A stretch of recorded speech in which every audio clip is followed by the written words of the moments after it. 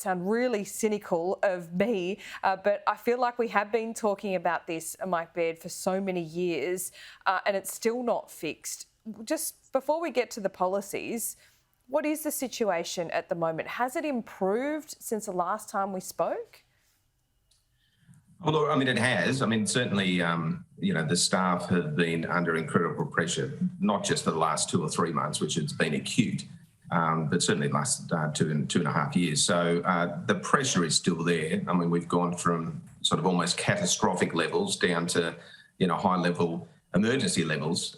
So it's tough. And I think, Laura, what we heard last night is a significant boost to them. And as you articulated, it started with the federal government last year. That is a huge investment they made to aged care, and the reforms are rolling through over the next 2 or 3 years in particular. But what we heard last night is going to make a significant difference. I mean, it's almost finishing the job that the federal government announced and started last budget. What's the most significant thing about that announcement last night? Well, there's a couple. Obviously, more staff. So there's going to be more care workers. There's going to be more nurses. Now, there's challenges in securing those. I mean, there's supply challenges for all sectors, but particularly acute. So that'll be a challenge. But there is funding for it, which is a critical step. But there is also, very significantly, a commitment to fund the Fair Work case that should be decided by the end of the year. Now, we all know how it works. Governments can say, well, let's have a look at what the Fair Work case does, and then they can make the decision if they're going to fund it. And ERC meetings, they come together and they might not go, we can't give all the funding that might be outlined or awarded. In this case, they've said they will fund it all. And that is an incredible boost for our frontline workers. And it's not just the money, Laura. To me, what this is an incredible symbol to care workers across the country and nurses, saying your work is unbelievably valuable. It hasn't been valued. You haven't had enough staff to support you. You haven't had the training, and certainly the previous budget addressed some of those.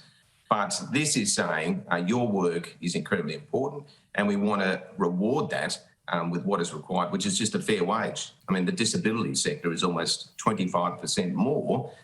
Very hard to retain and attract staff when you have that sort of disparity. So it's a significant announcement that will make, I think, a real difference to the sector.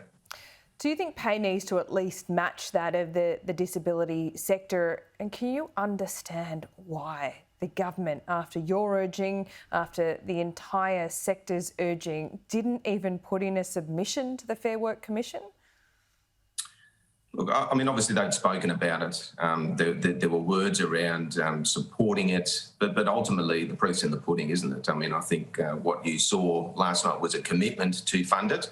And that's my hope, Laura, that the federal government comes out and does exactly that.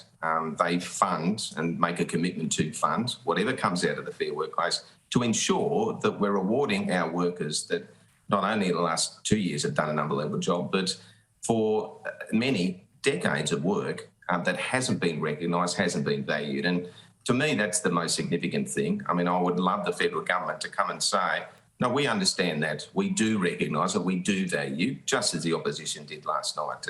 I think it's an incredibly important thing, and that's my hope, Laura, because our workers deserve nothing less. Absolutely, and the training, the forward planning, the long-term strategy is so important in all of this, Mike. But you say it's come from catastrophic staffing levels to, it's still pretty dire at the moment. These things need to happen fast. We have spoken about, yes, the need to get more Australians into these jobs, but is that happening fast enough? Well, no, it's not. I mean, it's not, Lord. That's the honest answer. It's not happening fast enough. But, announcements like last night, it gives us an ability to send very strong messages. And the message is that, this work is going to be paying a fair wage. It is, importantly, with concurrent messages that can be sent by government, one that we want to invest in. We want to provide more pathways. We want to provide more opportunities for other sectors, for students to come and work in aged care. I mean, we recently outlined an MOU with the University of Sydney, and one of those things we're going to do is engage with thousands of nurses and encourage them and talk about the wonder and the purpose and the difference you can make in aged care. So it's multi-pronged, But we have to keep working, Laura, because, I mean, yes, we're managing to provide the care, but this is what it's about. I mean, it's actually not about dollars. It's about how can we get the best possible care for our elderly Australians, and they deserve nothing less. I don't think anyone in politics would disagree with that. No. Or having the right sort of wages to attract the right sort of staff and to enable them to be valued and retained, because they're exhausted after the past 2 years. This is just the sort of boost that I think can help, and it could make a real difference. Mike, what about recruiting overseas? Do you need more help to be able to do that? Yeah, I mean, it's one of the examples. I think we've spoken that, Laura, and I know that the Aged Care Workforce Council has been working with the federal government on this. But, in simple terms, we want to have every opportunity for more workers to come to the sector. Sort of overseas worker is part of that. I mean, obviously attracting local students and other sectors is, but it seems to me we need to pull every single lever, not just one or two, every single one. So helping in terms of international workers and care workers to be on a priority immigration list makes sense. The Aged Care Workforce And that's Council... not happened, has it? I mean, that's not something that costs any money either. Why haven't the government done that? Well, I'm not sure why they haven't prioritised it. They're certainly considering it and taking it on board. But that is just so frustrating. I know you're much more measured than I am in this, but I just cannot believe that's not something that costs money. It's not something that would be political poison. I mean, for the life of me, this is the short-term solution, right? Putting them on a priority skills list. Yeah, I mean, it would make a big difference, Laura. So, of course, that is something that we would love to see, the sector would love to see. And, I think the overarching sense is, the government has tried and responded, no doubt about it. What you saw in the budget last year was, generational, significant.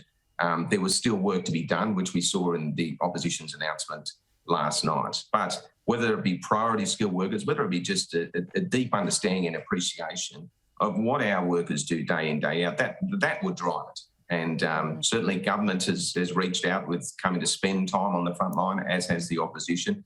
That's what we want to see. If you stand there and work alongside our workers, it's not going to take you long before you realise how much support they need, the value of the work they do, and how urgent it is to provide the care. I mean, our elderly Australians aren't to be forgotten. They need to be recognised for their contribution to this country. They need to be valued for who they are, and they need and deserve the best possible care. And, the debate has obviously come a long way, starting with the budget last year, but we need to get on with it because it is challenging. And certainly, as I said, we want to be a nation that provides the best quality care we can to our elderly. Let me just finally ask you about this idea of having a registered nurse on staff 24 hours a day. That is great, but my questions are, where do they come from? Is that going to happen quickly? Can they get trained up quickly enough? There's obviously a pipeline through education there, but also addressing that loneliness issue. It's a labour shortage thing, not so much skills, is it? I mean, do you need a registered nurse there on staff 24 hours a day just to make sure that these residents are getting enough social interaction? Well, I mean, there's a whole range of interactions. I mean, our model has nurses alongside care workers, alongside families, kind of partnering in care for those that are with us. Nurses and additional nurses are going to make a big difference, no doubt about it. The challenge, as you've articulated, Laura, is where do they come from? The numbers are significant and the supply-demand mismatch is real. So attracting and talking to existing nurses needs to be something we do. But you're right. Looking after elderly is not just something you do in isolation or is outsourced to aged care facilities or providers. You do it in conjunction with their families. You do it with friends. Yeah. And do you have partnerships with daycare centres? I mean, we've all seen that program, Old People's Home for 4-year-olds, which was just so beautiful. It's something that I think so many parents would sign their kids up to. Is there too much red tape around that? Well, we've got partnerships with schools, many schools, and some of the work they do is incredible indeed. I had this unbelievable moment on a personal level with my mum, where the local school came to a number of residents and asked for their favourite songs, and they came and sang. A choir of about 10 came and sang their favourite songs, and my mum was incredibly moved by that. But something simple, and that's the partnership, Laura. Like we've got volunteers that come in and connect in with residents and family members, but across the sector, there's about 30%, or between 30 and 40%, where no one comes and visits.